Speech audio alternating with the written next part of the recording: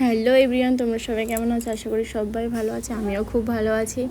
আর আজকে তো 17ই শ্রাবণ, আর আমার ভিডিওটা ছাড়তে আজকে একটু লেট হয়ে গেল, কারণ কিছু করার নেই, আমার শরীরটা অনেকটাই অসুস্থ ছিল। তার মাঝখানেও আমি পুজোটা দিতে পেরেছি, এটাই আমার কাছে অনেক কিছু। আর বাবা যে আমার পুজোটা নিয়েছে, এটাই আমার কাছে অনেক।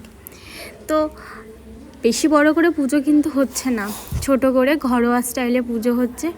আর এবার এটা নিয়েও অনেকে ভেবো না যে এইরকমভাবে কে পুজো করে।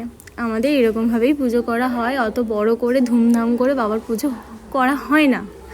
ছোটোর ওপরে বাবার জন্মদিন, আজকে তো বাবার জন্মদিন, হয়তো অনেকে জানে অনেকে জানে না, আমিও হয়তো হতে পারে আমি ভুল জানি, এটাও হতে পারে।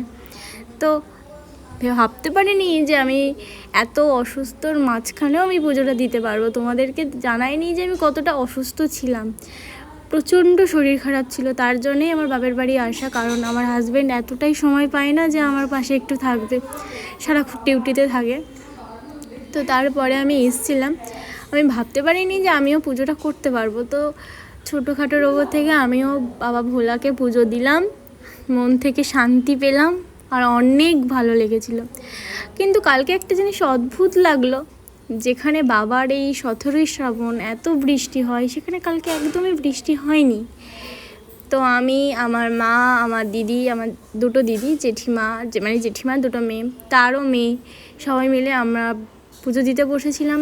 আর হোম হয়েছে, হোমটা চলাকালীন আমি একটা জিনিস আমি অনুভব করলাম, যে হোমের যে তাপটা আমার লাগছিল না, তাতে যেন আমার শরীরটা অনেকটাই সুস্থ হয়ে উঠছিল। জানি না ওই হোমের তাপটা লাগা কতটা ভালো কতটা খারাপ জানি না। শুনেছি হোম চলাকালীন নাকি ওই হোমকুণ্ডর পাশে বসে থাকলে নাকি অনেকটাই শরীর সুস্থ লাগে, ভালো লাগে, মন শান্তি লাগে। তবে এরকম যদি কেউ ফিল করে থাকো অবশ্যই আমার জানিও। আর আমার এই ছোটোখাটো ব্লগ ভিডিও, মিনি ব্লগ যদি তোমাদের অবশ্যই ভালো লেগে থাকে, একটা কমেন্ট করো, আর ভিডিওটা শেয়ার করতে কিন্তু ভুলবে না। আর যদি আমার চ্যানেলে নতুন হয়ে থাকো তোমরা সবাই একটা সাবস্ক্রাইব করো। আর কি বলবো, ভুল ত্রুটি হতেই পারে, ক্ষমা করে দিও পারলে।